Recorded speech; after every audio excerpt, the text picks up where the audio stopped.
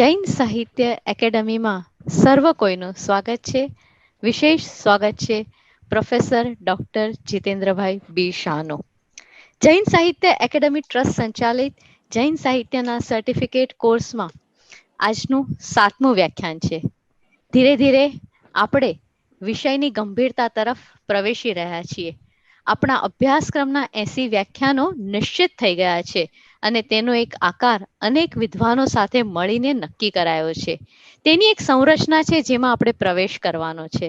તમને બાહ્ય આકારનો થોડો ઘણો ખ્યાલ આપ્યા પછી એની અંદરના નાના નાના વર્ગખંડો તરફ હવે લઈ જવાની નેમ છે. આ અભ્યાસક્રમને સમજતા પહેલા એના મૂળને, જૈન સાહિત્યના ઇતિહાસને આપણે સમજવો પડે, એના મૂળને પણ ઓળખવા પડે. જૈન સાહિત્યના મૂળ આમ તો પ્રભુ મહાવીરના વચનો એટલે કે આગમ સ્વરૂપે આપણને જે મળ્યા છે તેમાં પ્રાપ્ત થાય છે. એ આપણા સાહિત્યની પ્રથમ ભૂમિકા છે અને ત્યારબાદ એ કંઠસ્થ પરંપરા ગ્રંથસ્થ થાય છે અને એ ટીકા નિર્યુક્તિ રૂપે એક સમૃદ્ધ બનતી જાય છે. આગમકાલીન સાહિત્ય એ જૈન સાહિત્યનું બહુ જ મહત્વનું પાસું છે, બહુ જ મહત્વની ભૂમિકા છે અને એ વિશે વાત કરવા માટે એકદમ યથાયોગ્ય અધિકૃત વિદ્વાન વ્યક્તિ એટલે ડોક્ટર જીતેન્દ્ર બી શાહ આજે ઝૂમના માધ્યમ પર આપણી સાથે 2 દિવસ આ ગંભીર વિષય અંગે વાત કરવાના છે. હું એમનું ફરી એકવાર અમારા ટ્રસ્ટ અને સીકે મહેતા સાહેબ તરફથી સ્વાગત કરું છું. જીતેન્દ્રભાઈ બી શાહ વિશે ઘણી બધી વાત થઈ શકે, એમને કરેલા કાર્ય વિશે, એમને મેળવેલા એચિવમેન્ટ વિશે, પરંતુ એક અદ્ભુત વ્યક્તિત્વ છે, ખૂબ જ શાંત, સુમધુર, સુશ્રાવક જેમને કહી શકાય, જેમને પોતાના જીવનને જૈન તત્વ પ્રમાણે ઘડ્યું છે. અને એકેડેમિકલી થોડીક એમના વિશે જો હું વાત કરું તો જીતુભાઈ હાલમાં director academic LD institute of Indology Ahmedabad ખાતે છે. આ પૂર્વે તેઓ research associate BL institute Indology Delhi ખાતે તેઓ ઓનરેબલ રિસર્ચ એસોસિએટ હતા. એ પૂર્વે તેઓ શ્રદ્ધાબેન ચિમનભાઈ એજ્યુકેશન રિસર્ચ સેન્ટર અમદાવાદ ખાતે ડાયરેક્ટર તરીકે પણ પદવી ઉપર પણ હતા અને એલડી ઇન્સ્ટિટ્યૂટ ઇન્ડોલોજીમાં ઓનરેબલ પ્રોફેસર અને ડાયરેક્ટરની પદવી ઉપર પણ જીતુભાઈ હતા. જીતુભાઈના કેટલાક અચીવમેન્ટની જો હું વાત કરું તો ખૂબ જ આપણને આશ્ચર્ય થાય એવું એક વ્યક્તિત્વ આ જીતુભાઈનું છે. કારણ કે જૈનિઝમ, આપણે ઘણી બધી વાર વીરચંદ ગાંધીની વાત કરીએ છીએ તો એ world religion parliament Chicago USA અમેરિકામાં જૈન ધર્મનું પ્રતિનિધિત્વ જીતુભાઈએ 1992માં કર્યું હતું અને એ વખતે જૈન ધર્મને વિશ્વ કક્ષાએ તેઓ પોતાની ભૂમિકાએ એક જુદી રીતે લઈ ગયા હતા. એ ઉપરાંત HH દલાઈ લામા જ્યારે પાલિતાણા વિઝિટ પર આવ્યા, મુલાકાતે આવ્યા, ત્યારે આચાર્યો સાથેની જે એમની મુલાકાત હતી એમાં સંવાહકની ભૂમિકા જીતુભાઈએ 2010માં ભજવી હતી. જીતુભાઈએ એલડી ઇન્સ્ટિટ્યૂટ ઇન્ડોલોજીમાં અનેક હસ્તપ્રતોનું ઉમેરણ તો કર્યું જ, પરંતુ એ હસ્તપ્રતોની જ્યારે લાઇબ્રેરી બની અને ત્યારે અબ્દુલ કલામ આપણા જે પૂર્વ રાષ્ટ્રપતિ હતા તેમની વિઝિટ એમને ત્યાં ગોઠવી હતી 2011માં. એમને શ્રીમતી કપિલા વાત્સ્યાયન તરફથી, જેઓ કે IGNCA દિલ્હીના ટ્રસ્ટી છે, એ તરફથી એપ્રિશિએશનનો લેટર પણ પ્રાપ્ત થયો છે. આપણે જાણીએ છીએ કે સંશોધકો માટેનું કોઈ સ્વર્ગ હોય તો એ એલડી ઇન્ડોલોજી છે અને ત્યાં જીતુભાઈએ 5000 જેટલી હસ્તપ્રતોનું ઉમેરણ કર્યું છે. 1992થી નિયમિત રીતે ભારતીય તત્વજ્ઞાન અને જૈન ધર્મની વાત કરવા માટે વિદેશ જાય છે. અને વિદેશ એટલે ક્યાં ક્યાં, તો માત્ર અમેરિકા નહીં, પરંતુ England, Germany, Japan, Peru, Brazil, Argentina, chilli, Australia, Nepal, Thailand, Tibet, Australia, કેટલી જગ્યાઓ જીતુભાઈ વાત કરું. અને આ દરેક જગ્યાએ જીતુભાઈએ જૈન ધર્મના મૂળ તત્વની વાત પહોંચાડી છે. 60થી વધારે રાષ્ટ્રીય સેમિનારોમાં તેમણે ભાગ લીધો છે અને 75થી વધારે સંશોધન ગ્રંથો, સંશોધન પેપરો તેમના પ્રકાશિત થયા છે. ગુજરાતી, હિન્દી અને અંગ્રેજી અનેક ભાષાના સામયિકોમાં તેઓ નિયમિત રીતે લખે છે. એવું એક આ વિદ્વાન વ્યક્તિત્વ જેને સમાજે પણ અનેક એવોર્ડથી નવાજ્યા છે. એક્સલન્ટ ગુજરાત બિહારી સમાજ તેમને આ રત્ન આપે છે, તો બીજી તરફ નગર રત્નનો એવોર્ડ તેમને અમદાવાદ મ્યુનિસિપલ કોર્પોરેશન આપે છે. જ્યારે મુંબઈની એક સંસ્થા તેમને જૈન પદ્મશ્રી તરીકે 2012માં નવાજે છે અને એક કેટલો સરસ એવોર્ડ એમને દિલ્હીની સંસ્થા તરફથી મળે છે અને નામ છે એનું ગોલ્ડન એજ્યુકેશનિસ્ટ ઓફ ઇન્ડિયા. એટલે આવા સુંદર એવોર્ડ જેમને પોતાની વિદ્વતા ભર્યા કાર્ય માટે મળ્યા છે એવા જીતુભાઈ આજે આપણા પ્લેટફોર્મ પર આપણી સાથે આગમકાલીન સાહિત્ય વિશે વાત કરવાના છે. જીતુભાઈ, આપને આપના વિષય પર પ્રકાશ પાડવા વિનંતી. જીતુભાઈ આપણી સાથે 2 દિવસ આ વિષય અંગે વાત કરશે. મિત્રો, વિષય આજનો ગંભીર છે, પરંતુ આપણા સાહિત્યના સર્ટિફિકેટ કોર્સની આજે મૂળભૂત ભૂમિકાનો આરંભ થઈ રહ્યો છે. આ જો આપણા મનમાં સ્પષ્ટતા હશે તો જૈન સાહિત્યના ઇતિહાસ અંગેની ઘણી બધી સ્પષ્ટતા આ 2 દિવસ દરમિયાન આપણને મળવાની છે. હું સર્વ કોઈને વિનંતી કરીશ કે 2 દિવસ દરમિયાન જીતુભાઈની વાતને ખાસ તેઓ નોંધી લે અને એનાથી એક અત્યંત મહત્વની વાત, આપના જે પણ કોઈ સવાલ હોય એ આપણે આવતીકાલે લેશું. એટલે આજે આપણે જીતુભાઈને સાંભળીએ, આવતીકાલે એમનું અનુસંધાનનું બીજું વ્યાખ્યાન પણ સાંભળીએ અને ત્યાર પછી આપણા જે પણ સવાલ હોય તે જીતુભાઈને પૂછીએ. આદરણીય જીતુભાઈ, આપને પ્લેટફોર્મ હવે આપનું. ધન્યવાદ સેજલબેન, ખૂબ ખૂબ ધન્યવાદ. આપે ખૂબ લાંબો પરિચય આપ્યો. જૈન સાહિત્ય એકેડેમી ટ્રસ્ટ દ્વારા જૈન સાહિત્ય 1 વર્ષીય સર્ટિફિકેટ કોર્સનું આયોજન કરીને જૈન ધર્મના પ્રતિષ્ઠિત ઉદ્યોગપતિ શ્રી સી.કે. મહેતા સાહેબ, ભારતીબેન, સેજલબેન, બિપિનભાઈ, આ બધાને હું ખાસ વંદન કરું છું, અનુમોદના કરું છું. આ એક એવો વિષય છે કે જેના ઉપર ઘણા વર્ષોથી વાત થવી જોઈતી હતી. હવે એ વિષય ઉપર આપણા સૌનું ધ્યાન ગયું છે અને તે માટે એક સુંદર આયોજન સેજલબેન અને બિપિનભાઈ વગેરે કર્યું છે. તે માટે સૌનો અનુમોદના કરું છું. મારે આજે આગમકાલીન સાહિત્ય વિશે બોલવાનું છે. આગમકાલીન સાહિત્ય ખૂબ જ વિશાળ અને ગંભીર છે. એથી એ સાહિત્ય વિશે જ્યારે બોલવા બેસીએ છીએ ત્યારે ઘણા બધા વિચારો માનસપટ ઉપર ઉપસ્થિત થાય છે. આજે આપણે આગમકાલીન સાહિત્યની ઘણી બધી વાતો કરવાની મનમાં વિચારણા કરી છે. આજથી 2500-2600 વર્ષ પહેલા જૈન ધર્મના અંતિમ તીર્થંકર, ચરમ તીર્થપતિ પરમાત્મા મહાવીર મગધની અંદર વિચરણ કરતા હતા.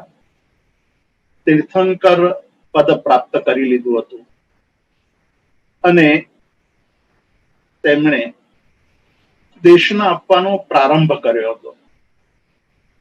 જૈન ધર્મની જે વિશેષતાઓ છે તે વિશેષતાઓ તરફ આપણે જ્યારે આજે નજર રાખીશું ત્યારે ખ્યાલ આવશે કે કેટલી બધી વિશિષ્ટ વસ્તુઓ આ સાહિત્યની અંદર આજે પણ આપણને પ્રાપ્ત થાય છે. જો એનો અભ્યાસ કરવામાં આવે તો ઘણા બધા રત્નો આપણે એમાંથી પ્રાપ્ત કરી શકીએ. તો ચલો આપણે આજે જૈન આગમ સાહિત્યની વાતો કરીએ. સંસ્કૃતિ અને ધર્મને ટકાવનારા અનેક પરિબળો હોય છે,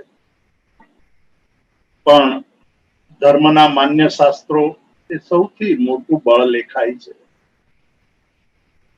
શાસ્ત્રો લખાયા ન હોય, શાસ્ત્રોની પરંપરા લાંબા સમય સુધી ચાલી ન હોય તેવા અનેક ધર્મ સંસ્થાપકોએ ભારતની ભૂમિ ઉપર સ્થાપ્યા અને લુપ્ત પણ થઈ ગયા.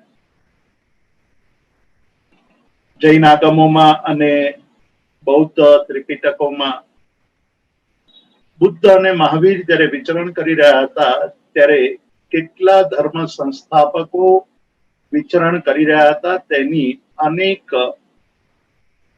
જુદી જુદી જગ્યાએ વાત કરી છે. બંને ધર્મોએ એક વાત જે કરી છે તે બહુ મહત્વની વાત કરી છે કે તે સમયે 363 જુદી જુદી માન્યતાઓ ધરાવનારી દ્રષ્ટિઓ મોજૂદ હતી. તેમાંના કેટલાક નામો ત્રિપિટકની અંદર વર્ણવ્યા છે. ગૌતમ બુદ્ધ, નિગંઠ નાથપુત્ત, મંખલી ગોશાલક, સંજય બેલઠીપુત્ત, અજીત કેશ કંબલી, પ્રકૃત કાત્યાયન, આ બધા અનેક નામો આપણને ત્રિપિટક અને આગમ ગ્રંથોની અંદર પ્રાપ્ત થાય છે. એ લોકોના મતની વાત પણ આપણને પ્રાપ્ત થાય છે. પણ એ બધા જ મતો, એ બધા જ દર્શનો કાળના પ્રવાહની અંદર લુપ્ત થઈ ગયા. ખાલી બૌદ્ધ ધર્મ અને જૈન ધર્મ આજે જીવંત રહ્યો છે. વૈદિક ધર્મ, વૈદિક પરંપરા તો જીવંત છે જ, પણ પ્રાચીન જે ધર્મો હતા તેમાંથી આજે આપણી પાસે આ બે ધર્મો, એના અનુયાયીઓ, એના ઉપાસકો આપણને મળે છે. તેનું મુખ્ય કારણ તેના ધર્મશાસ્ત્રો છે. જે ધર્મશાસ્ત્રો લખાયા અને તેનું પારાયણ ચાલુ રહ્યું, તેના કારણે આ ધર્મ બચી ગયા. કલ્પસૂત્ર હમણાં જ આપણે પર્યુષણના દિવસોમાં કલ્પસૂત્રનું શ્રવણ કર્યું. એ કલ્પસૂત્રની અંદર એક બહુ મહત્વની વાત કરી છે.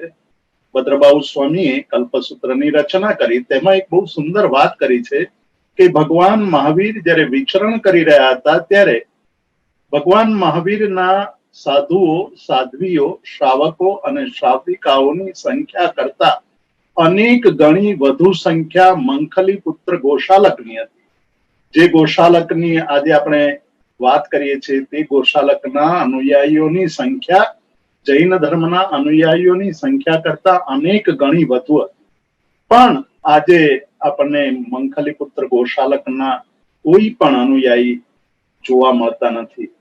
તેનું એક માત્ર કારણ તેમણે પોતાના ધર્મશાસ્ત્રોનું લખાણ ન કર્યું, એની પરંપરા ન સાચવી, અને એના કારણે ધીરે ધીરે ધીરે એને માનનારો વર્ગ ઘટતો ગયો અને લુપ્ત થઈ ગયો.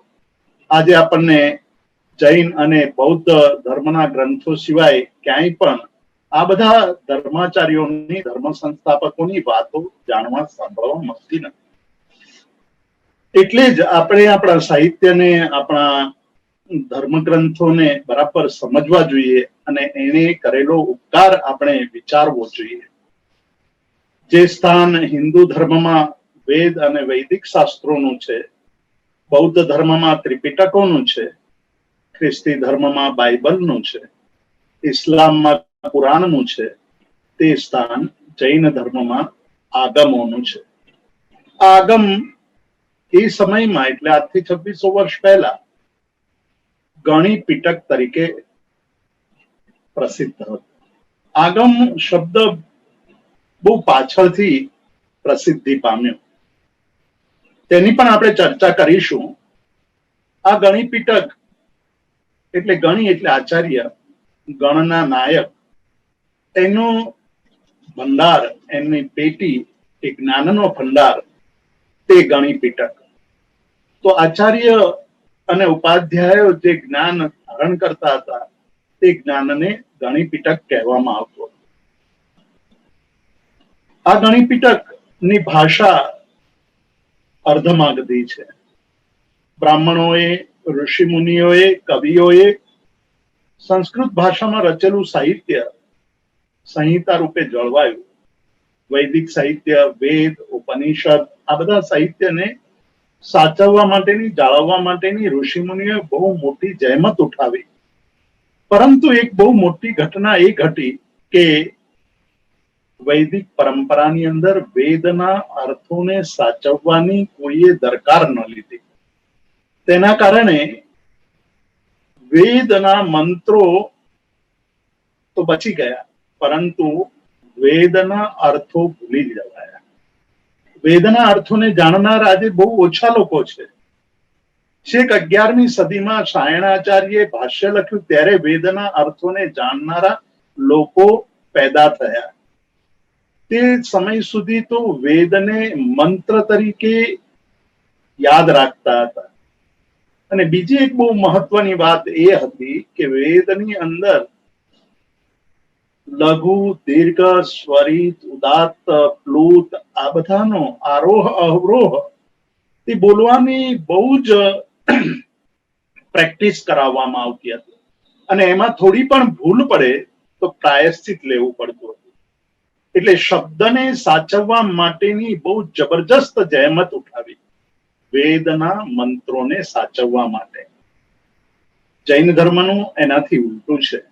જૈન ધર્મએ પોતાના આગમોના અર્થને સાચવવાની જહેમત ઉઠાવી અને એના કારણે આજે પણ આપણે શબ્દ નહીં પણ અર્થને પ્રાધાન્ય આપીએ છીએ.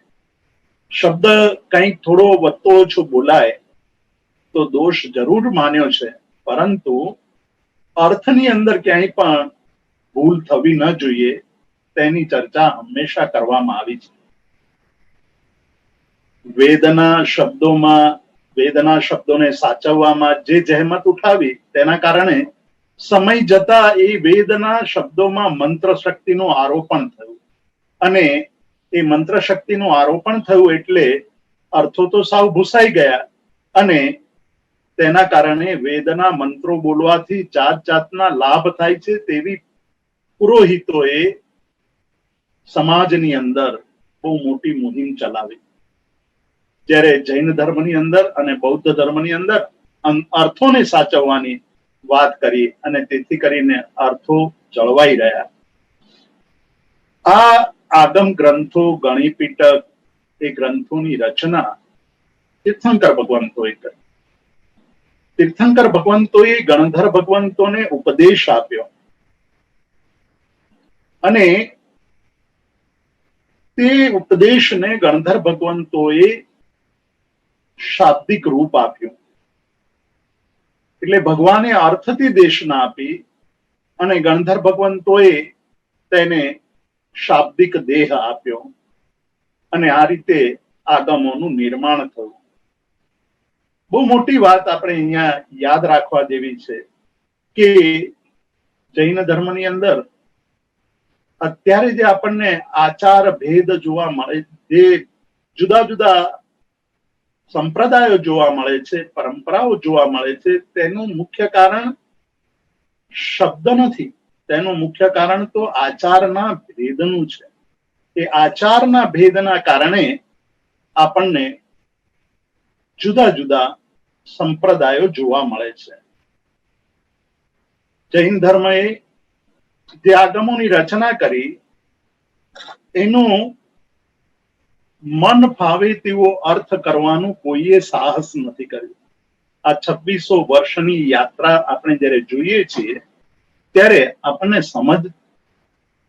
આ વાત સમજાય છે કે આટલા બધા વર્ષોના વહાણા વાઈ ગયા પણ આગમોના શબ્દોના અર્થને પોતાના મન ફાવે તેવા અર્થ કરવાનું સાહસ કોઈએ કર્યું નથી અને એથી જ આગમો બચી શક્યા છે, એના અર્થ બચી શક્યા છે. અને થોડો ઘણો પણ ક્યારેક કોઈકે ફેરફાર કરવાનો વિચાર કર્યો ત્યારે એને બહુ મોટું પ્રાયશ્ચિત લેવું પડ્યું છે. આ એક બહુ મોટી ઘટના છે. આપણે સિદ્ધસેન દિવાકર સૂર્યની ઘટના જાણીએ છીએ. તેમણે માત્ર આગમોને સંસ્કૃતમાં રૂપાંતરણ કરવાનો ભાવ સેવ્યો હતો અને એના કારણે ગુરુએ એમને પારાંચિત પ્રાયશ્ચિત, તે સૌથી મોટામાં મોટું પ્રાયશ્ચિત ગણાય. 12 વર્ષ સુધી અજ્ઞાતવાસમાં રહેવાનું અને છેલ્લે કોઈક એક બહુ પ્રતાપી રાજાને પ્રતિબોધ કરવાનો અને ત્યાર પછી ફરી પાછા એમને જૈન સાધુ તરીકેની જીવન જીવવાની પરમિશન મળે. આવી મોટી એમને કિંમત ચૂકવવી પડી હતી. એટલે આગમો પ્રાકૃત ભાષાની અંદર, અર્ધમાગધી ભાષાની અંદર રચાયા અને એના અર્થોને સાચવવાની જહેમત આપણા આચાર્યોએ કરી. અત્યારે આપણી સામે બે મહત્વની પરંપરાઓ મોજૂદ છે. એક શ્વેતાંબર પરંપરા અને બીજી દિગંબર પરંપરા. દિગંબર પરંપરા આગમોને તો માને જ છે. જે આગમો શ્વેતાંબર માને છે તે જ આગમો દિગંબરો પણ માને છે. પણ આજે જે સ્વરૂપે શ્વેતાંબરો મૌલિક આગમ તરીકે સ્વીકાર કરે છે તેને દિગંબરો સ્વીકારતા નથી. તેને તેઓ નવા બનાવેલા માને છે, અથવા જે પ્રાચીન આગમો હતા તે લુપ્ત થઈ ગયેલા માને છે. એની ચર્ચા પણ આપણે પછી કરીશું. બીજી એક બહુ મહત્વની વાત આપણે યાદ રાખવાની છે કે આ જે આગમો છે એ વિતરાગની વાણી છે, અને વિતરાગની વાણી હોવાને કારણે તેમાં સંસારથી વિમુખ થઈને મોક્ષ માર્ગ તરફ પ્રયાણ કરવાની વાત કરવામાં આવી છે. એટલે જૈન આગમો નિવૃત્તિ તરફ લઈ જવાની વાત કરે છે, જ્યારે વૈદિક વેદ પરંપરાની અંદર જે મંત્રો છે તે મંત્રો દ્વારા રિદ્ધિ સિદ્ધિ અને સંપત્તિ પ્રાપ્તિનો નિમિત્ત માનેલું છે. આ બે મોટા ફરક, એટલે બંને વચ્ચેનો મોટો ભેદ આપણે યાદ રાખવા જેવો છે. આવા આગમોનું આજે 2600 વર્ષ પછી આપણે અધ્યયન શા માટે કરવું જોઈએ, એવા પ્રશ્નો આપણા મનની અંદર ઉપસ્થિત થઈ શકે. તેની કેટલીક વાતો મારે કરવી છે કે આજના સમયમાં આ આગમો શા માટે બહુ મહત્વના છે, એનો અભ્યાસ શા માટે મહત્વનો છે. આજથી 2500 વર્ષ પહેલા ભારતીય વૈજ્ઞાનિકો અણુઓ વિશે શું જાણતા હતા, અણુના સ્વરૂપ વિશે શું જાણતા હતા, તે જાણવાનું એકમાત્ર સાધન હોય તો તે જૈન આગમો છે. જૈન આગમો સિવાય અણુ પરમાણુની વાત આપણને ત્રિપિટકમાં કે વેદના વૈદિક મંત્રોમાં જોવા સાંભળવા મળતી નથી. તે ઉપરાંત તે સમયનું જીવ વિજ્ઞાન, જીવોના કેટલા પ્રકાર હતા, સૂક્ષ્મ કેવા હતા, સ્થૂલ કેવા જીવો હતા, તેના ભેદ પ્રભેદો, 84 લાખ જીવાયોનીનું વિભાજન અને ગતિ અને આગતિ, ગમન અને આગમન, ગમનાગમન, ગમા અને આગમા, એની વાત આપણને જૈન આગમોમાં જ જોવા મળે છે. વનસ્પતિ વિજ્ઞાન, આ સૃષ્ટિની અંદર કેટલી વનસ્પતિઓ છે તેનું વિજ્ઞાન આજથી 2500 વર્ષ પહેલા જાણવું હોય તો જૈન આગમો સિવાય બીજું કોઈ સ્થાન નથી જ્યાં આપણને આ બધી વસ્તુઓ જાણવા સમજવા મળે. ખગોળ વિદ્યા અને ભૂગોળ વિદ્યા પણ આપણને જૈન આગમની અંદર જોવા મળે છે. આટલી વાત તો બહુ મહત્વની થઈ.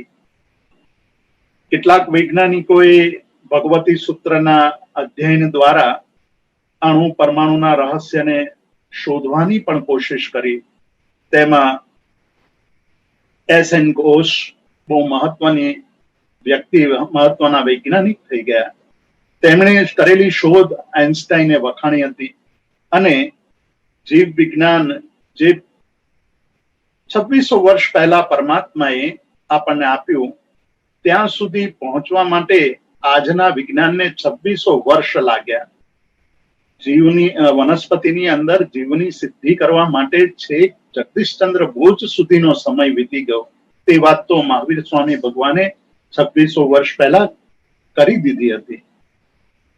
આ ઉપરાંત તે સમયની સામાજિક, રાજકીય, ધાર્મિક, સાંસ્કૃતિક, આર્થિક પરિસ્થિતિઓનું ચિત્ર જો આપણે જાણવું હોય તો જૈન આગમો સિવાય બીજે ક્યાંય આપણને આટલું વિસ્તારથી, આટલું સ્પષ્ટ અને વ્યવસ્થિત મળતું નથી.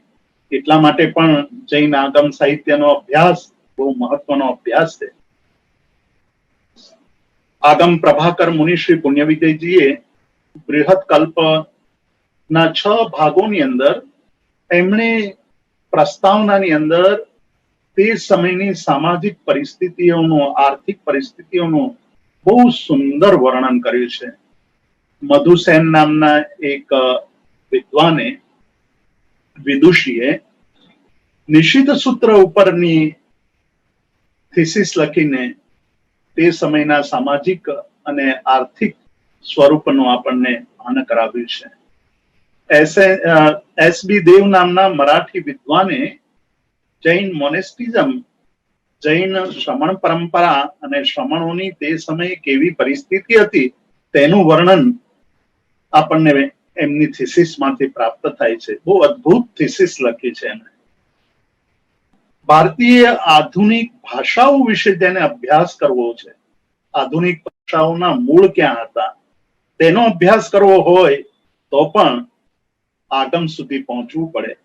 આગમોની અંદર જુદી જુદી જગ્યાએ જુદા જુદા દેશ અને પ્રદેશની ભાષાઓ, તેના શબ્દો અને તેની વિશેષતાઓ સંગ્રહાયેલી છે. એટલે ભાષાના મૂળ સુધી પહોંચવા માટે પણ આપણે આગમોનો અભ્યાસ કરવો જોઈએ.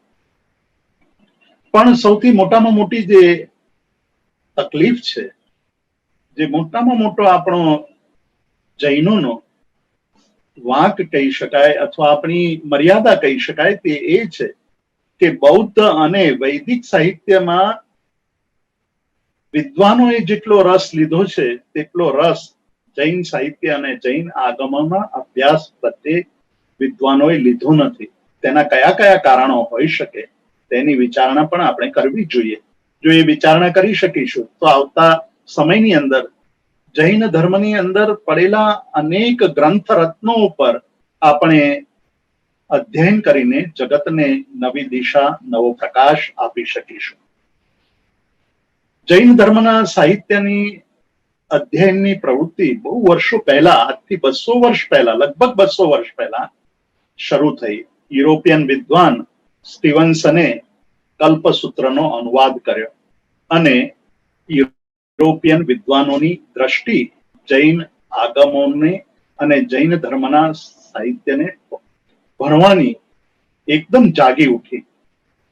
પણ તે સમયે એવું મનાતું હતું કે જૈન ધર્મ એ તો આર્યોમાંથી ઉદ્ભવેલો ધર્મ છે અને કેટલાક વિદ્વાનોએ અભ્યાસ કર્યા પછી એવું સ્થાપિત કર્યું કે જૈન ધર્મ એ તો બૌદ્ધ ધર્મનો જ એક આંટો છે, એ મૌલિક ધર્મ નથી. અને આખી વાત ડિક્શનરીની અંદર છપાઈ.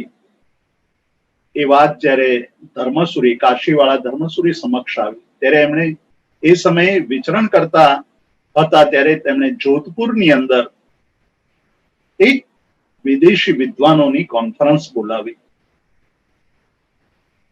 આચાર્ય ધર્મસુરી જાણતા હતા કે હું જો એમ કહીશ કે મારો ધર્મ સૌથી પ્રાચીન અને મૌલિક છે તો એ વાત કોઈ માનશે નહીં. મારે મારા ધર્મની મૌલિકતા અને પ્રાચીનતા સિદ્ધ કરવી હશે તો મારે વિદેશી વિદ્વાનોના મુખેથી બોલાવવું પડશે. અને એમણે હર્મન જેકોબીને તૈયાર કર્યા. હર્મન જેકોબીએ કલ્પસૂત્રની પ્રસ્તાવનાની અંદર અનેક તર્કો આપીને જૈન ધર્મની મૌલિકતા સિદ્ધ કરી અને ડિક્શનરી અને એન્સાઇક્લોપીડિયામાં જૈન ધર્મની જે વ્યાખ્યા હતી તે વ્યાખ્યાને એમણે સુધાર આવરાય. આવો બહુ મહત્વનો પ્રયાસ આ હર્મન જેકોબીએ કર્યો. આપણે તેમના કામ વિશેની થોડીક વાત કરીએ તે પહેલા યુરોપિયન વિદ્વાનોમાં જૈન ધર્મ પ્રત્યેના, જૈન સાહિત્યના અભ્યાસ પ્રત્યેનો સૌથી પહેલો 1865 ની અંદર વેબરે ભગવતી સૂત્રનો અનુવાદ શરૂ કર્યો અને લોકો એકદમ ચોંકી ગયા અને એમને જૈન ધર્મના શાસ્ત્રોનો અભ્યાસ કરવાનું મન થયું. પણ અહીંયા પણ બહુ મોટી ખામી તો એ હતી કે જૈન શાસ્ત્રો, જૈન આગમો સુલભ નહોતા. જેની પાસે પણ હતા તે શ્રાવકોને કે વિદ્વાનોને આપવા માટે તૈયાર નહોતા થતા. 1874 એક નવી દિશા ખુલે છે. રાય ધનપતસિંહ બંગાળની અંદર એમણે આગમોનું પ્રકાશન કર્યું. આગમોનું પ્રકાશન કર્યું તે આગમોનું પ્રકાશન એ હસ્તલિખિત પ્રવૃત્તિઓથી વધુ કશું જ નહોતું. તેમાં પદચ્છેદ કરવામાં નહોતો આવ્યો, દંડ મૂકવામાં નહોતા આવ્યા, વિષયવાર એનું વિભાજન કરવામાં નહોતું આવ્યું. જેવી રીતે હસ્તલિખિત ગ્રંથો લખાય તેવી રીતે એને છાપી કાઢ્યા. પણ એક બહુ મોટી દિશા ખુલી ગઈ કે વિદ્વાનો માટે, સાધુઓ માટે, અભ્યાસો માટે આગમો સુલભ થઈ ગયા. એટલે આગમ જેવી દુર્લભ વસ્તુઓને સુલભ બનાવવાનું કામ રાય ધનપતસિંહ બહાદુરે કર્યું. અને ત્યારથી જૈન સાહિત્યના અભ્યાસની પરંપરા એની દિશા ખોલી ગઈ. હર્મન જેકોબીએ આપણે જે વાત કરી તે પ્રમાણે કલ્પસૂત્રનો અનુવાદ કર્યો, આચારાંગ સૂત્રનો અનુવાદ કર્યો. લોયમાન જર્મન વિદ્વાન, બહુ મોટા વિદ્વાન, તેની જર્મન ભાષામાં લખેલી જૈન ધર્મના લેખોને સમજવા અત્યંત ક્લિષ્ટ છે. બહુ ટૂંકાણમાં લખતા અને બહુ સૂત્રાત્મક લખતા. એમણે આવશ્યક સૂત્ર ઉપર એક થીસીસ લખી હતી. આ વિશ્વયુદ્ધનો સમય હતો. એમના દીકરાનું નામ એમણે મનુ રાખ્યું હતું. આ મનુ લોયમાન એ વખતે નાનો હતો. લોયમાને આવશ્યક સૂત્ર ઉપર થીસીસ લખી અને એમાં એમ લખ્યું હતું કે જેવી રીતે વ્યાચોશિષ્ટમ જગત સર્વમ, એટલે વ્યાસે આખા જગતને એકઠું કરી દીધું છે, તેવી રીતે આ આવશ્યક સૂત્રની ટીકા અને આવશ્યક સૂત્રના સાહિત્યની અંદર એવું કશું જ નથી જે જગતમાં ન હોય. એટલે જગતની અંદર જે કાંઈ પણ છે તે આવશ્યક સૂત્રોના સાહિત્યમાં છે. એના ઉપર એમણે અધ્યયન કરીને એમની થીસીસ લખી. પણ એ બીજા વિશ્વયુદ્ધના સમયની અંદર એ થીસીસ લખાઈને તૈયાર થઈ ગયા પછી એ છપાવવાની તૈયારી ચાલી રહી હતી ત્યારે આ યુદ્ધ ફાટી નીકળ્યું અને એમની આ કોપી છે એ ડસ્ટબિનમાં નાખી દેવામાં આવી. મનુ લોયમાનને ખબર હતી વિશ્વયુદ્ધ પત્યા પછી એને ડસ્ટબિન ચેક કર્યું અને એ આખી પોથી મળી આવી અને એમણે એનું પ્રકાશન કર્યું. પણ પ્રકાશન કરતી વખતે પણ એને એક મર્યાદા સેવી અને એ મર્યાદા એ હતી કે એની ખાલી 50 નકલો જ છપાવી હતી. એટલે આજે એ લોયમાનની આવશ્યક સૂત્રની કોપી મળવી મુશ્કેલ છે. મને કેટલાક વિદ્વાનોએ વાત કરી અને મેં એનો અંગ્રેજીમાં અનુવાદ કરાવ્યો જે એલડી ઇન્સ્ટિટ્યૂટમાંથી પ્રકાશિત થયેલો છે. ઔપપાતિક સૂત્ર અને આવશ્યક સૂત્ર 1890માં અને 1897માં લોયમાને પ્રકાશિત કરી. સ્ટેઇનથલે જ્ઞાતા ધર્મ કથાની વાત કરી અને હોર્નલે જે બંગાળ રોયલ એશિયાટિક સોસાયટીની અંદર બહુ મોટા વિદ્વાન હતા. આ હોર્નલેએ આત્મારામજી મહારાજને પદવી આપી હતી અજ્ઞાન તિમિર ભાસ્કર. અજ્ઞાન રૂપી અંધકારને દૂર કરવામાં સૂર્ય સમાન આ એક વિદેશી વિદ્વાને જૈનાચાર્યને આ પદવી આપી હતી. તેણે ઉપાસક દશાંગનું સંપાદન કર્યું અને ઉપાસક દશાંગનું જે સંપાદન કર્યું છે તેવું સંપાદન આજે પણ દુર્લભ છે. તેની અંદર જુદા જુદા મતો, જુદી જુદી પરંપરાઓનું બહુ ગહન અધ્યયન પ્રસ્તુત કર્યું છે. ત્યાર પછી શુબ્રિંગ આવે છે 1910ની અંદર. તેણે આચારાંગ સૂત્ર ઉપર કામ કર્યું અને ત્યાર પછી તો ભારતીય વિદ્વાનો, મુનિઓ, આચાર્યોની અંદર ધર્મના અધ્યયનની એક આગમ ગ્રંથના અધ્યયનની એક નવી દિશા ખુલી ગઈ. અમૂલક ઋષિ નામના સ્થાનકવાસી આચાર્યએ હિન્દી અનુવાદ સાથે સમગ્ર આગમોને પ્રકાશિત કર્યા 1916 થી 1920 સુધીમાં. અને એ જ અરસાની અંદર ગુજરાતમાં સાગરાનંદ સુરી આગમોદ્ધારક આચાર્ય તરીકે જેમની ખ્યાતિ હતી તે સાગરાનંદ સુરીએ આગમોદય સમિતિ દ્વારા સટીક આગમોનું પ્રકાશન કરવાનું કાર્ય માથે ઉપાડ્યું. આગમોની ટીકાઓ પ્રકાશિત કરી. આ પણ એક નવી દિશા ખોલનારું કાર્ય હતું. કેમ કે મૂળ ગ્રંથો તો પ્રાપ્ત થતા હતા પરંતુ ટીકાઓ વગર તે મૂળ ગ્રંથના રહસ્યને પામવા મુશ્કેલ હતા. તે કામ સાગરાનંદ સુરીએ કર્યું અને સટીક આગમો પ્રકાશિત કર્યા. એ ઉપરાંત એમણે એક બહુ મોટું કામ કર્યું આગમ સાહિત્યને સુરક્ષિત રાખવાનું. પાલિતાણા સુરતની અંદર આગમ મંદિરો બંધાવ્યા. પાલિતાણાની અંદર આરસ ઉપર આગમ કોતરાવ્યા અને સુરતમાં તામ્રપત્ર ઉપર આગમ કોતરાવ્યા. અને એનું જ અનુકરણ રૂપે દૌલત સાગર સુરીએ ખાતરજની અંદર આગમ ગ્રંથો તામ્રપત્ર ઉપર કોતરાવ્યા અને પાલિતાણાની અંદર એમની જ પરંપરાના આચાર્યએ તામ્રપત્ર ઉપર આગમો કોતરાવ્યા. આ પાછળનો એક મોટો ઉદ્દેશ હતો કે આગમ ગ્રંથો બહુ લાંબા સમય સુધી ટકી જાય, ગમે તેવી પરિસ્થિતિ ઉત્પન્ન થાય તો પણ આગમો નષ્ટ ન થાય. ત્યારબાદ પુણ્ય વિજયજી આવે છે. પુણ્ય વિજયજી એક એવી વિભૂતિ જેમણે પોતાના જીવનકાળ દરમિયાન 5 લાખ હસ્તપ્રતો ઉથલાવી હતી. કોઈ એક માણસ પોતાના જીવનકાળ દરમિયાન 5 લાખ હસ્તપ્રતો ઉથલાવે તે કેટલું મોટું કાર્ય કહેવાય. આપણે તો 5, 25, 50, 100 હસ્તલિખિત ગ્રંથો પર દ્રષ્ટિપાત પણ નથી કરતા. આ મુનિએ પોતાના જીવનકાળ દરમિયાન 5 લાખ ગ્રંથો ઉથલાવ્યા અને એ જ્યારે સંશોધન કરતા ત્યારે તે વખતના વિદ્વાનો કહેતા હતા કે પુણ્ય વિજયજી આંખોથી અક્ષરોને પ્રેમ કરે છે અને એના કારણે આપણને જે શુદ્ધ પરિશુદ્ધ આગમો પ્રાપ્ત થયા છે તે પુણ્ય વિજયજીની મોટામાં મોટી દેન છે.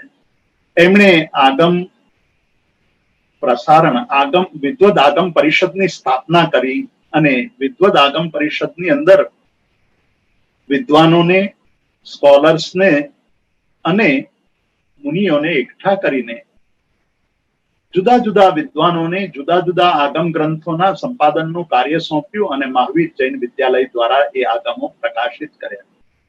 આજે એ આગમ ગ્રંથો સંપાદનની દ્રષ્ટિએ ઉત્તમ સંપાદન મનાય છે. આ કાર્યને મુનિશ્રી જંબુ વિજયજીએ આગળ વધાર્યું. મુનિશ્રી જંબુ વિજયજી જ્યારે આ સંપાદન કરતા ત્યારે મળવાનું થાય ત્યારે એકવાર મેં એમને પૂછ્યું હતું કે મહારાજ, ઘણા બધા વિદ્વાનો ભૂલ ભરેલા આગમો છાપે છે, ત્યારે તમે એને વાંચતા હો ત્યારે તમને કેવું લાગે છે? બહુ સુંદર જવાબ આપ્યો હતો એમણે કહ્યું કે જીતુ, આપણે ખાવા બેઠા હોઈએ અને ભોજનમાં કાંકરો આવી જાય અને એ કાંકરો મોઢામાં જેવી રીતે વાગે એવી રીતે મને એ ભૂલો વાગતી હોય છે. એટલા બધા એ સંશોધન અને સંપાદનમાં ચીવટ ધરાવતા હતા. ઈસવીસન 1952 ની અંદર ભારતના પ્રથમ રાષ્ટ્રપતિ ડોક્ટર રાજેન્દ્ર પ્રસાદે પ્રાકૃત ટેક્સ સોસાયટીની સ્થાપના કરી. રાષ્ટ્રપતિ ભવનની અંદર આ સંસ્થાની સ્થાપના થઈ અને એનો ઉદ્દેશ હતો પંચાંગી સહિત આગમ ગ્રંથોને પ્રકાશિત કરવાનો. કેટલાક આગમ ગ્રંથો પ્રકાશિત થયા પણ પછી ધીરે ધીરે એ સંસ્થા પોતાનું મહત્વ ગુમાવી દીધું. આ પરંપરાની અંદર સ્થાનકવાસી પરંપરામાં ઘાસીલાલજી મહારાજે આગમોનું સંપાદન કરવાનું બહુ મોટું કામ ઉપાડ્યું અને એમણે લગભગ 150 વોલ્યુમ પ્રકાશિત કર્યા, જેમાં એમણે આગમોના સંસ્કૃત અનુવાદ, ગુજરાતી અને હિન્દી અનુવાદ પ્રકાશિત કર્યા. ફૂલચંદી પુષ્પ ભિક્ષુએ પણ 2 વોલ્યુમની અંદર બહુ નાના નાના ટાઈપની અંદર બધા જ આગમોને છપાવ્યા. પહેલું સુત્તાગમ, તેમાં મૂળ આગમો, અને બીજું અથાગમ એટલે એમાં અર્થ. આવી રીતે 2 વોલ્યુમ પ્રકાશિત કર્યા.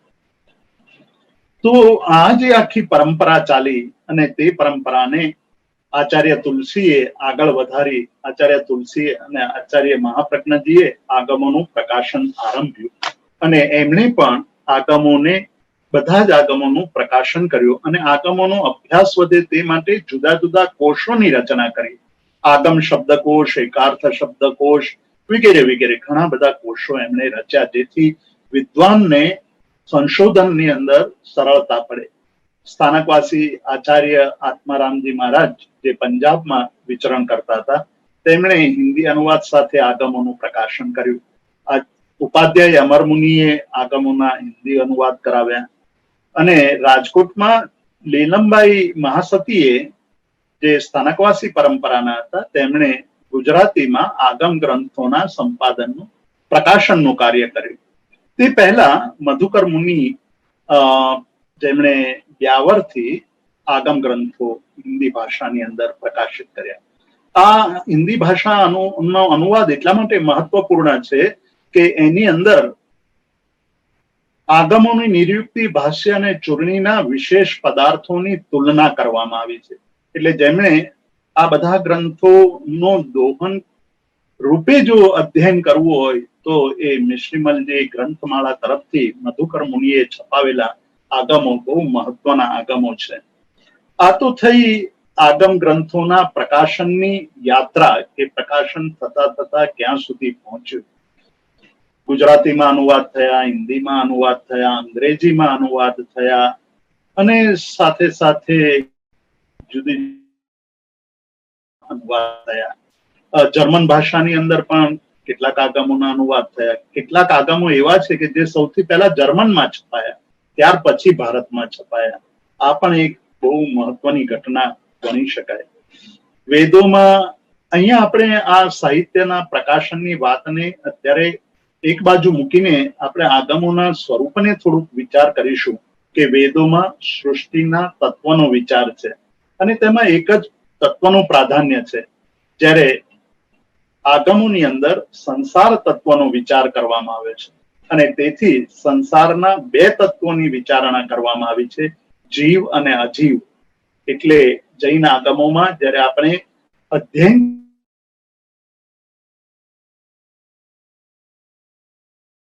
પુણ્ય, પાપ, આશવ, સંવર, બંધ, નિર્જરા અને મોક્ષ તત્વોનો પણ આપણને ખ્યાલ આવે છે. તો આ જૈન આગમોની જે વિશેષતા છે એ વિશેષતા બીજી રીતે પણ આપણે જ્યારે યુરોપિયન વિદ્વાનોએ અને વિદેશી વિદ્વાનોએ અધ્યયન શરૂ કર્યું હતું ત્યારે એમ માન્યું હતું કે આ આર્યો લઈને આવ્યા હતા આ જ્ઞાનને અહીંયા, અને કેટલાક લોકો એવું માનતા હતા કે વૈદિક પરંપરામાંથી આ જ્ઞાન ઉદ્ભવ્યું છે. કેટલાકનો મત એવો હતો કે બૌદ્ધ ધર્મમાંથી આ જ્ઞાન ઉદ્ભવ્યું છે. પરંતુ વેદની અંદર ક્યાંય પણ યોગ અને ધ્યાનની વાત કરવામાં જ નથી આવી. આશ્ચર્ય ઉપજાવે તેવી વાત છે. પરંતુ સિંધુ ઘાટીની અંદર આપણને જે આકૃતિઓ મળે છે, જે મૂર્તિઓ મળે છે, તેની અંદર આપણને યોગ અને ધ્યાનની પરંપરાની મૂર્તિઓ મળે છે. તેથી એ સ્પષ્ટ થાય છે કે આર્યો કરતા પણ પ્રાચીન આ ભારતની ભૂમિ ઉપર યોગ અને ધ્યાનની પરંપરા વિકસિત થઈ ચૂકી હતી અને એના અવશેષો આપણને સિંધુ ઘાટીમાં મળે છે. એટલે આ જ્ઞાન, આગમોનું જ્ઞાન એ ભારત જૈનોનું મૌલિક જ્ઞાન છે. તે ક્યાંયથી ઉછીનું કે ક્યાંય કરીને લીધેલું જ્ઞાન નથી. હવે આપણે થોડાક આગમ શબ્દના અર્થ વિશે વિચારણા કરીશું. આગમ શબ્દનો અર્થ છે જ્ઞાન. સૌથી પહેલો અર્થ જે આપણને આગમોમાં મળે છે કે આગમ એટલે શું, તો એનો અર્થ છે જ્ઞાન. આચારાંગ સૂત્રમાં કહ્યું છે કે આગમ મેત્તા આણ વેચ્ચા, એટલે જ્ઞાત્વા આજ્ઞા પયે, જાણીને આજ્ઞા કરે. તો આગમેત્તાનો અર્થ છે જાણીને. જાણીને એટલે જ્ઞાન. તો પહેલો અર્થ જે આપણને આગમનો મળે છે તે જ્ઞાન. જગ્યાએ આપણને એ જાણવા મળે છે કે લાઘવમ આગમ માણે, એટલે જે આગમ જે જાણકાર છે તે લઘુતાને જાણે છે, તે ક્યારેય પણ ગુરુતાને સ્વીકારતો નથી. તો અહીંયા પણ આગમ માણે એટલે જાણવું, એ અર્થમાં આગમ શબ્દનો પ્રયોગ થયો છે. સાક્ષાત જ્ઞાન એ આગમ છે અને તેના આધારે આવેલો ઉપદેશ એ પણ આગમ છે. સાક્ષાત જ્ઞાન એટલે પરમાત્માએ જે ઉપદેશ આપ્યો તે ઉપદેશને ગણતરોએ આગમ રૂપે ગૂંથ્યો અને એ જ સૂત્ર રૂપે આજે આપણી સમક્ષ આવ્યો છે. તો એ આગમ શબ્દ જ્ઞાનના અર્થમાં પ્રયુક્ત થયેલો જોવા મળે છે. અનુયોગ દ્વારા આગમની અંદર આગમ શબ્દ શાસ્ત્ર અર્થમાં પણ વપરાયો છે. એટલે આગમ એટલે શાસ્ત્ર. પરમાત્માએ ઉપદેશેલો જ્ઞાન જેને ગણધરોએ ગૂંથ્યું છે તે શાસ્ત્ર એટલે પણ આગમ. આગમ એટલે શું એવો પ્રશ્ન અનુયોગ દ્વારમાં પૂછાયો છે. એટલે શાસ્ત્ર કેવા હોય તે અર્થમાં પૂછાયેલો છે. ત્યારે અનુયોગ દ્વારના આચાર્યએ જવાબ આપતા કહ્યું છે કે શાસ્ત્ર બે પ્રકારના હોય છે, એક લૌકિક શાસ્ત્ર અને બીજું લોકોત્તર શાસ્ત્ર. આગમ એ લોકોત્તર શાસ્ત્ર છે, જેનાથી કર્મક્ષય થઈ અને આપણે આત્મ સાધના કરીને મોક્ષ પ્રાપ્ત કરીએ છીએ. લૌકિક શાસ્ત્રો છે તે લોકની અંદર તમારી રાગ દ્વેષની પ્રક્રિયાને વધારનારા છે. તો અહીંયા આગમ જ્ઞાન અને આગમ જ્ઞાનના સાધનોને પણ આગમ કહેવામાં આવ્યું છે. એટલે આગમ જ્ઞાનનું સાધન એટલે પુસ્તક, એટલે જે પોથીઓ અને જે આગમ ગ્રંથો છપાયા છે તેને પણ આગમ કહેવાય છે. એટલે માત્ર જ્ઞાન એટલું જ આગમ ન રહ્યું, આગમ ગ્રંથો પણ આગમ કહેવાયા.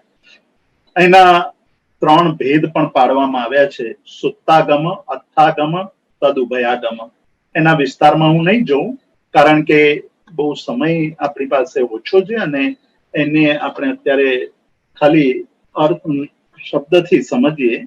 અત્તાગમ, અનંતરાગમ અને પરંપરાગમ, એ પણ 3 ભેદ કરવામાં આવ્યા છે.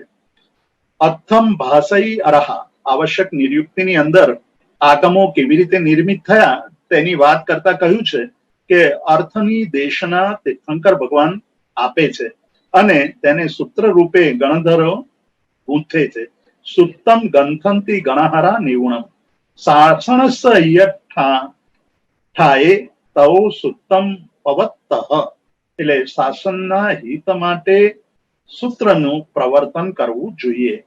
ષટખંડાગમની ધવલા ટીકામાં પણ અને કશાય પાઉડની જય ધવલા ટીકામાં પણ આ જ વાતનું સમર્થન આપવામાં આવ્યું છે.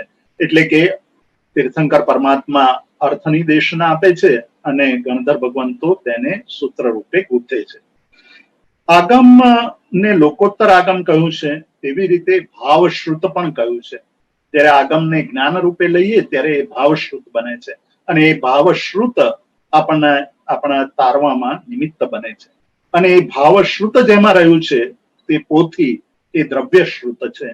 નંદી સૂત્રમાં શ્રુતના 2 ભેદ કર્યા છે, એક સમ્યક શ્રુત અને એક મિથ્યાશ્રુત. આગમને સમ્યક શ્રુત કહ્યું છે. જૈન આગમિક જ્ઞાનની પરંપરામાં પણ શ્રવણના આધારે ચાલતી હતી. એટલે આખી પરંપરા પરમાત્મા મહાવીરે વાત કહી, ગણધર ભગવંતોએ એને સાંભળી, ગણધર ભગવંતોએ એને સૂત્ર રૂપે ગૂંથી અને એ સૂત્રો એમણે પોતાના શિષ્યોને સંભળાવ્યા. એટલે દરેક આગમની શરૂઆત આપણે જોઈએ તો આપણને મોટા ભાગે જોવા મળે છે કે સુયમ મે આવસમ તેણમ ભગવયા એવમ અખાયમ. હે આયુષ્યમાન શિષ્ય, મેં આવું સાંભળ્યું છે કે તે ભગવાને આવું કહ્યું હતું. તો સુયમ શબ્દથી શ્રવણની પરંપરા હતી. એ શ્રવણની પરંપરા બહુ લાંબા સમય સુધી ચાલી. આગમો લખવામાં નહોતા આવતા, આગમોને શ્રવણ કરીને યાદ રાખવામાં આવતા હતા. આગમની રચના તો ઈસવીસન પૂર્વે 5મી 6ઠી શતાબ્દીમાં ભગવાન મહાવીરના ઉપદેશથી શરૂ થઈ, પરંતુ લખાણ બહુ વર્ષો બાદ થયું. આગમ અને ત્રિપિટકની રચના કાળ એક જ છે, પરંતુ બંનેમાં બહુ મોટો ફરક છે. આગમો બહુ સમય પછી ગ્રંથસ્થ થયા, જ્યારે ત્રિપિટક બહુ શરૂઆતમાં જ ગ્રંથસ્થ થઈ ગયા. એટલે ત્રિપિટકોમાં ત્રુટક અંશો બહુ ઓછા જોવા મળે છે, જ્યારે આગમોની અંદર ત્રુટક અંશો ઘણા બધા જોવા મળે છે. આ મૂળ કારણ સમયનો પ્રવાહમાં બહુ લાંબા સમય પછી લખવાનું આવ્યું તેના કારણે. આ આગમોને સૂત્ર પણ કહેવામાં આવે છે. જેમ આપણે આચારાંગ એ આગમ છે, પણ આપણે એને કહીએ છીએ આચારાંગ સૂત્ર, સૂત્રકૃતાંગ સૂત્ર, ભગવતી સૂત્ર.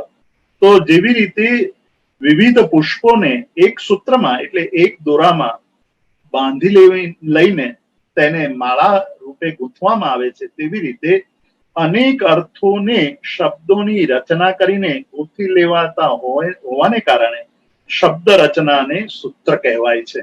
એટલે આગમોને સૂત્ર તરીકે પણ ઓળખવામાં આવે છે. તો વાક્યના સંગ્રહને પણ સૂત્ર કહેવામાં આવે છે. પણ અહીંયા જે પ્રચલિત અર્થ છે સૂત્રનો, તે અર્થ અહીંયા નથી લેવાનો. સૂત્રનો અર્થ, પ્રચલિત સૂત્રનો અર્થ તો એવો છે કે બહુ જ સંક્ષેપમાં કહ્યું હોય, અલ્પાક્ષર હોય અને સ્પષ્ટ હોય. પરંતુ જૈન આગમોમાં એવી ખાલી અલ્પાક્ષર વાળી વાતો નથી કરવામાં આવી, તેમાં અર્થ ગાંભીર્ય છે પણ વિસ્તારથી પણ કહેવામાં આવ્યું છે. તો આ ખાસ યાદ રાખવાનું છે. આગમો માટે પ્રવચન શબ્દ પણ વપરાય છે. આગમોમાં કહ્યું છે કે સુયમ ઇહ જીર્ણ પવયનમ, મેં જીર્ણ પ્રવચનને આવી રીતે સાંભળ્યું છે, એટલે કે જિનેશ્વર ભગવાનની વાણીને મેં આમ સાંભળી છે. તો તીર્થંકર પરમાત્મા તો ઉપદેશ બહુ સંક્ષેપમાં આપે, પણ ગણધર ભગવંતો પોતાની પ્રતિભાથી, સ્વપ્રતિભાથી એ ઉપદેશને 12 અંગોમાં વિભાજિત કરીને ગૂંથે અને એવો અર્થ, એવો ગ્રંથ તૈયાર કરે કે જે સૌ કોઈ સરળતાથી સમજી શકે. તમે સાંભળ્યું હશે ઘણી બધી વાર કે પરમાત્મા મહાવીરને ગૌતમ સ્વામી મળે છે ત્યારે કિમ તત્તમ એવો પ્રશ્ન પૂછે છે, ત્યારે પરમાત્મા એને ઉપનેયી વા વિગમેયી વા ધુવેયી વા કહે છે. આ 3 શબ્દો, ઉપનેયી વા વિગમેયી વા ધુવેયી વા, એ 3 શબ્દોને માત્રિકા પદ કહેવામાં આવ્યું છે. એટલે એ માત્રિકા પદ એટલા માટે કહેવાયું કે એ 3 પદ માંથી જ આખા સમગ્ર આગમ સાહિત્યનો ઉદ્ભવ થયો અને તેમાંથી દરેક ગણધર ભગવંત પોતાની દ્વાદશાંગીની રચના કરે. જેવી રીતે ગૌતમ સ્વામીએ દ્વાદશાંગીની રચના કરી, તેવી રીતે બીજા ગણધરોએ પણ દ્વાદશાંગીની રચના કરી. અત્યારે જે આપણને દ્વાદશાંગી મળે છે તે સુધર્મા સ્વામીએ રચેલી દ્વાદશાંગી છે. આચાર્ય ભદ્રબાહુ આગમ ગ્રંથોને પ્રવચન, સૂત્ર અને અર્થ એ 3 શબ્દો દ્વારા ધ્વનિત કરે છે. વખત જતા આ આગમ ગ્રંથોમાંથી શ્રુત પુરુષની કલ્પના કરવામાં આવી. એક પુરુષ અને એના જુદા અંગ ઉપાંગોને જેમ મહત્વના છે આંખ, હાથ, કાન, મુખ, એવી રીતે આ દ્વાદશાંગી એને પણ જુદા જુદા અંગોના સ્થાને મૂકી અને એક શ્રુત પુરુષની રચના કરી. એ પણ એક અદ્ભુત ઘટના છે. તેની વાત પણ અત્યારે આપણે કરી શકીશું નહીં, પણ આ જ્યારે આપણે ક્યારેક ભવિષ્યમાં સમય મળશે ત્યારે તેની વિચારણા કરીશું. પણ હવે એક બીજી જે મહત્વની વાત છે એ છે કે જ્યારે બુદ્ધના ત્રિપિટકોનું આપણે અધ્યયન કરીએ છીએ ત્યારે બુદ્ધ વારંવાર કહે છે કે આ મારી પોતાની શોધ છે, હું આ મારી પોતાની શોધ તમને જણાવું છું. પણ ભગવાન મહાવીર ક્યારેય એવો દાવો કરતા નથી કે હું જે કંઈ કહું છું તે મારી પોતાની શોધ છે. એ તો હંમેશા એવું કહે છે કે મેં અહિંસાનો ઉપદેશ આપ્યો છે. વર્તમાનમાં અનેક અરહંતો એ અહિંસાનો ઉપદેશ આપે છે. ભૂતકાળમાં અનેક તીર્થંકરોએ એ અહિંસાનો ઉપદેશ આપ્યો હતો અને ભવિષ્યમાં પણ એ જ અહિંસાનો ઉપદેશ અનેક અરિહંતો આપશે. આમ તેઓ વિદ્યાને, આ જે ઉપદેશ છે એને અનાદિ અનંત માને છે. વળી આગમોની અંદર પાર્શ્વનાથ ભગવાન, ઋષભદેવ ભગવાન અને બીજા અન્ય દાર્શનિકોની વાત પણ કહી છે. એટલે કપિલ વગેરે દાર્શનિકોની વાત કરી છે, એના ઉલ્લેખો પણ મળે છે. એટલે મહાવીર સ્વામી ભગવાને આગમ દ્વારા જે મોટામાં મોટું કાર્ય કર્યું તે આપણને તે સમયે જે પ્રાચીન પરંપરાઓ હતી એ પ્રાચીન પરંપરાઓમાં જે કાંઈ પણ પરિવર્તન કરવા જેવું હતું, દેશ કાળને આધારે તે પરિવર્તન કરીને આપણી સમક્ષ મૂક્યું. જેમ કે પાર્શ્વનાથ ભગવાનના સમયની અંદર ચતુર્યામ ધર્મ હતો, તેની જગ્યાએ આપણને મહાવીર સ્વામી ભગવાને પંચ મહાવ્રતો આપ્યા. આ એક બહુ મોટું પ્રસ્થાન હતું, બહુ મોટું પરિવર્તન હતું. અંગ ગ્રંથોમાં આચારની વિચારણા છે, તે શ્રમણ પરંપરાની પોતાની વિચારણા છે, તે વૈદિક પરંપરાની નથી. વૈદિક પરંપરામાં તો અહિંસાની વાત જોવા નથી મળતી, જ્યારે જૈન ધર્મની શ્રમણ પરંપરાની અંદર અહિંસાની બહુ વિસ્તારથી વાત કરેલી છે. એટલે અહિંસાની વાત એ જૈન ધર્મનું પોતાનું મૌલિક પ્રસ્થાન છે. દાર્શનિક વિચારધારાની પારંપર્ય જો આપણે વિચારીએ તો બ્રાહ્મણ પરંપરા સાથે નહીં પણ શ્રમણ પરંપરા સાથે છે. એના ઉપર છેલ્લા 15 વર્ષથી સંશોધન ચાલુ થયું છે. વ્રાત્ય નામની એક પરંપરા હતી, એ વ્રાત્ય ઉપર વિદ્વાનો સંશોધન કરી રહ્યા છે. જે છેલ્લી વર્લ્ડ સંસ્કૃત કોન્ફરન્સ થઈ તેમાં ઘણા બધા વિદ્વાનોએ વ્રાત્ય પરંપરા ઉપર ઘણા બધા પેપર રજૂ કર્યા હતા. એ વાતને પણ અત્યારે અહીંયા આપણે વિસ્તારથી વિચારતા નથી. આપણે આનો રચના પ્રદેશ, આગમોની રચના ક્યાં થઈ? ભગવાનનું વિચરણ તો મગધ બિહારમાં હતું અને એમણે ઉપદેશની શરૂઆત અપાપા નગરીની અંદર કરી હતી.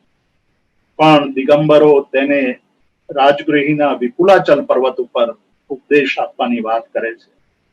સૂત્રકૃતાંગની અંદર વૈતાલિક નામનું એક અધ્યયન છે, બહુ મહત્વનું અધ્યયન છે, જેમાં ઋષભદેવ ભગવાને જ્યારે દીક્ષા લઈ લીધી છે અને ભરત ચક્રવર્તી પોતાના ચક્રવર્તીનું સામ્રાજ્ય સ્થાપિત કરવા માટે બીજા 98 ભાઈઓને કહેણ મોકલાવે છે, ત્યારે 98 ભાઈઓ ઋષભદેવ ભગવાન પાસે પહોંચે છે અને ઋષભદેવ ભગવાનને કહે છે કે તમે આ ભરતને સમજાવો, આ તો અમને પણ ખાઈ જવા માંગે છે. ત્યારે ઋષભદેવ ભગવાન એમને ઉપદેશ આપે છે.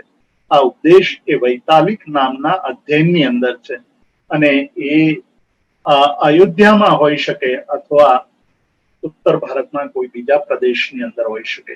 એટલે આગમોની રચના માત્ર મગધમાં જ થઈ છે એવું આપણે કહી શકીએ નહીં.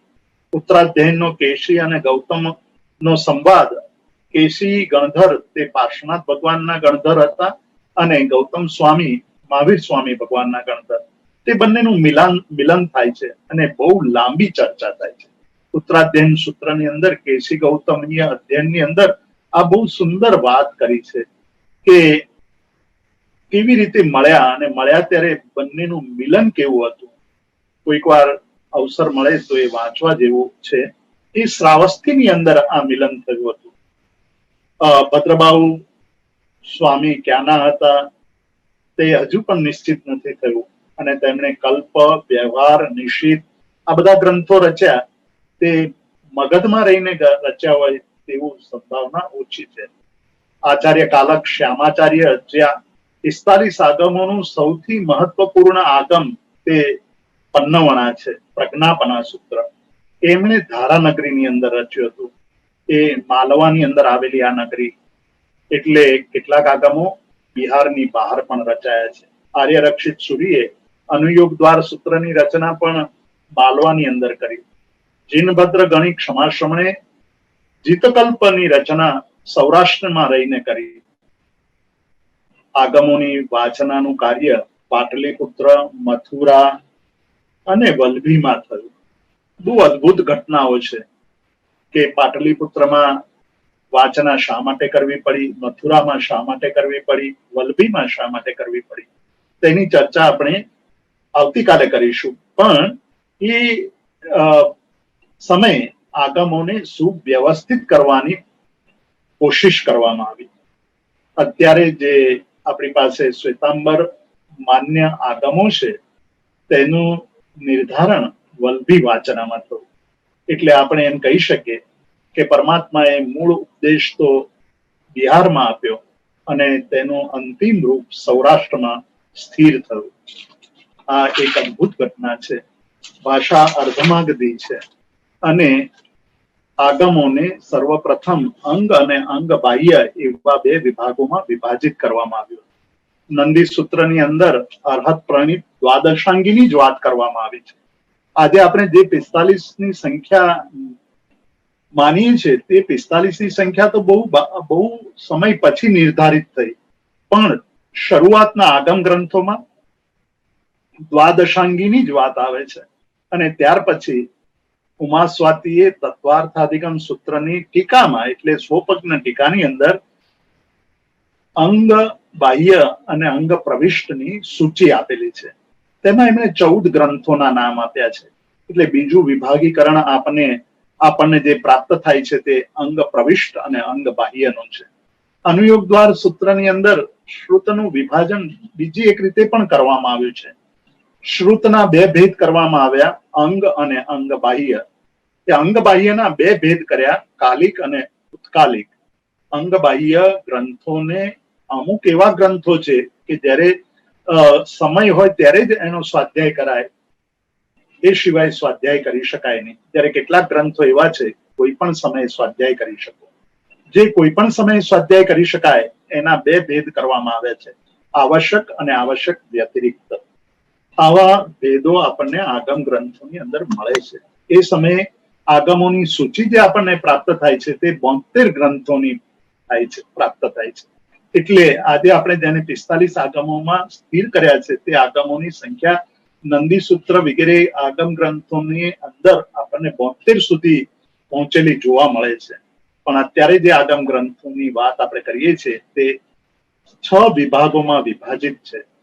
એક અંગાગમ, બીજું ઉપાંગ, ત્રીજું છેદ સૂત્ર, ચોથું મૂળ સૂત્ર, છઠ્ઠું પ્રકીર્ણક, પાંચમું પ્રકીર્ણક અને છઠ્ઠું ચુલિકા સૂત્ર. અંગ આગમો 11 છે. આચારાંગ, સૂત્રકૃતાંગ, સ્થાનાંગ, સંવાયાંગ, વ્યાખ્યા પ્રજ્ઞપ્તિ, જ્ઞાતા ધર્મ, ઉપાસક દશાંગ, અંતકૃત દશાંગ, અનુત્તરોપપાતિક, પ્રશ્ન વ્યાકરણ અને વિપાક. ઉપાંગ પણ 12 છે. ઔપપાતિક, રાજપ્રશ્નીય સૂત્ર એ બહુ મહત્વનું સૂત્ર છે. એની અંદર રાજાએ આચાર્યને પૂછેલા પ્રશ્નો છે એની અંદર શિલ્પની વાત કરવામાં આવી છે. અત્યારે પૂરા ભારતની અંદર શિલ્પના સૌથી પ્રાચીનતમ ઉલ્લેખો રાયપસેણીય સૂક્તમાં મળે છે. વાજિંત્રના જુદા જુદા પ્રકારોના ઉલ્લેખો રાયપસેણીય સૂક્તમાં મળે છે. નાટકોના ભિન્ન ભિન્ન પ્રકારોની વાત આપણને રાજપ્રશ્નીય સૂત્રની અંદર, જીવાભિગમ, પ્રજ્ઞાપના, સૂર્ય પ્રજ્ઞપ્તિ, જંબુ પ્રજ્ઞપ્તિ, ચંદ્ર પ્રજ્ઞપ્તિ, નિર્યાવલી, કલ્પાવતંસિકા, પુષ્પિકા, પુષ્પચુલિકા અને વૃષ્ણિ દશા, આ 12 ઉપાંગો છે. 6 છેદ સૂત્રો છે, નિષિદ્ધ, મહાનિષિદ્ધ, વ્યવહાર, દશાશ્રુત, બૃહત્કલ્પ અને જીતકલ્પ. 4 મૂળ સૂત્રો છે, ઉત્તરાધ્યન, દસવૈકાલિક, આવશ્યક અને પિંડ નિયુક્તિ. 1-2 મિનિટમાં પૂરું કરું છું. 10 પ્રકીર્ણકો છે, ચતુશરણ, આતુર પ્રત્યાખ્યાન, ભક્ત પ્રત્યાખ્યાન, સંસ્તારક, તંદુલ વૈચારિક, ચંદ્રવૈદ્યક, દેવેન્દ્ર સ્તવ, ગણિવિદ્યા, મહાપ્રત્યાખ્યાન અને વીરસ્તવ. 2 ચુલિકા સૂત્રો છે, નંદી અને અનુયોગ. આવી રીતે 45 આગમોનું આપણને જે અત્યારે વિભાજન મળે છે તે સૌથી પહેલું વિભાજન આપણને પ્રદ્યુમ્ન સૂરીએ રચેલા વિચારસાર પ્રકરણની અંદર પ્રાપ્ત થાય છે. લગભગ 12મી-13મી શતાબ્દીનો આ ગ્રંથ છે. તેની અંદર સૌથી પહેલો આ આપણને વિભાજન જોવા મળે છે. એટલે આપણે એમ કહી શકીએ કે આ 45 આગમોની સંખ્યાનું નિર્ધારણ લગભગ 12મી સદીની આસપાસ નિર્ધારિત થયું. અહીંયા આપણે અટકીએ છીએ, સમય થઈ ગયો હોવાને કારણે. ખૂબ આભાર જીતુભાઈ. બિલકુલ ઈચ્છા ન થાય કે તમે અહીંયા રોકાવ, પરંતુ સમય થઈ ગયો છે અને આપણે ફરી પાછા આવતીકાલે મળવાના છીએ. હું માનું છું કે તમારે ઘણી બધી વાત કરવાની હશે અને તમારી વાત રહી ગઈ હશે, પરંતુ એ વાત આપણે આવતીકાલે ચોક્કસપણે આવરી લેશું અને એ પછી પણ આપણી જો વાત રહી જશે તો આપણે આવનારા વ્યાખ્યાનોમાં પણ એ વાતને આવરી લેશું. આપણે આજે આગમની મૂળ ઉત્પત્તિ જે રીતે થઈ, એનું વિભાજન જે રીતે થયું, અલગ અલગ સમયે એ કઈ રીતે જાળવવામાં આવ્યા, એનો એક આખો ઇતિહાસ આજે જીતુભાઈ આપણને સમજાવ્યો છે. આગમના અર્થથી લઈને આગમ જ્યાં સુધી સચવાયા ત્યાં સુધી એ 72માં વિભાજિત હતા, 45માં હતા અને એ સાથે જોડાયેલી જે પણ આપણી માન્યતાઓ છે, અલગ અલગ વિચારણાઓ છે, એ બધા જ વિશે વાત કરી. શરૂઆતમાં એમને બહુ સરસ એક વાત કરી કે 363 જે જુદી માન્યતાઓ હતી અને એમાંથી જે કેટલીક માન્યતાઓ આજે આપણી પાસે માત્ર 2 જ માન્યતાઓ બચી છે. તો આ જે આખી વાત છે અને સાથે સાથે વેદ ઉપનિષદની અને બીજી પણ કેટલીક ભ્રમણાઓ એમને આજે તોડી કે આપણે એમ કહીએ છીએ કે આ વેદમાંથી આવ્યો છે કે ઉપનિષદમાંથી આવ્યો છે, તો મૂળ જે પાયાના ભેદની વાત છે એ પણ જીતુભાઈએ બહુ જ સરળ શબ્દોમાં પરંતુ બહુ જ ગંભીરતાપૂર્વક આખી વાતને રજૂ કરી છે. મેં આપને આરંભમાં જ કહ્યું હતું કે આપણા સાહિત્યના અભ્યાસનો બહુ જ મહત્વનો એવો એક આ વ્યાખ્યાન છે અને ખરેખર તો આરંભ છે અને બહુ અધિકૃત વ્યક્તિએ એ આપણને આરંભ કરી આપ્યો છે. જીતુભાઈ, હું આપનો ફરી એકવાર આભાર માનું છું અને અમને સૌને આવતીકાલની રાહ રહેશે કે આવતીકાલે તમે અમને હવે કઈ નવી બાબત તરફ લઈ જવાના છો અને આ વાતનો વિસ્તાર તમે કઈ રીતે કરવાના છો. તો અહીંયા આજે આપણે અટકીએ છીએ અને ફરી પાછા આપણે આવતીકાલે મળીએ છીએ. જસ્ટ આપ સૌની જાણકારી માટે કહું છું કે જૈન સાહિત્ય એકેડેમી ટ્રસ્ટ જે છે એ સી.કે. મહેતા સાહેબ પ્રેરિત તો છે જ જીતુભાઈ, પરંતુ મૂળ રૂપે અમારી પાસે 8 ટ્રસ્ટીઓ છે, જેમાં સી.કે. મહેતા સાહેબના જ પરિવારમાંથી દીપકભાઈ અને ઈલાબહેન છે.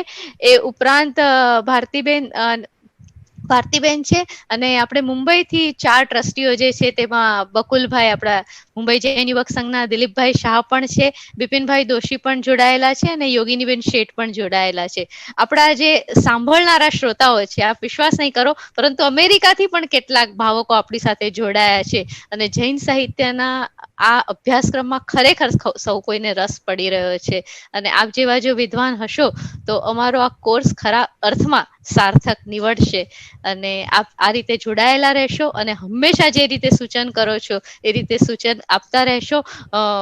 તમારા સૌનું ધ્યાન દોરવા માટે એક બીજી બાબત પણ કહું કે આ જે કોર્સ આપણે બનાવી રહ્યા હતા ત્યારે હું અને બિપિનભાઈ ખાસ જીતુભાઈને મળવા માટે અમદાવાદ ગયા હતા અને એમને ઘણા કેટલા મહત્વના સૂચનો કર્યા હતા. એમના પુસ્તકો જે ટેબલ ઉપર પડ્યા હતા એ બધા જ અમે નોંધી લીધા હતા અને એમને તરત કહ્યું, સિજલબેન કોઈ ચિંતા નહીં કરો, એક સરસ કામ કરો છો અને અમે ઊભા છીએ. તો આવી એક અતિ વ્યસ્ત ખૂબ જ સમર્થ વાળી વ્યક્તિ આપણી સાથે ઊભી છે. બહુ જ મહત્વના સેમિનારો જીતુભાઈએ કર્યા છે. રાજેન્દ્ર કોષથી લઈને કેટલી વિચારણા અને એમની પાસે ભંડાર પડ્યો છે. એમના ઉપમતિ ભવ પ્રપંચના વ્યાખ્યાનો સાંભળીએ તો એમ થાય કે એમના યોગ વિશેના વ્યાખ્યાનો સાંભળીએ અને હમણાં એમને બહુ જ સરસ વ્યાખ્યાનો લિપિ વિષયક કર્યા. તો આવા જીતુભાઈ ફરી પાછા કાલે અને ત્યારબાદ આવનારા સમયમાં પણ આપણી સાથે જોડાયેલા રહેવાના છીએ. અહીંયા આપણે વિરમીએ છીએ. સૌ કોઈને વંદન પ્રણામ. આભાર જીતુભાઈ.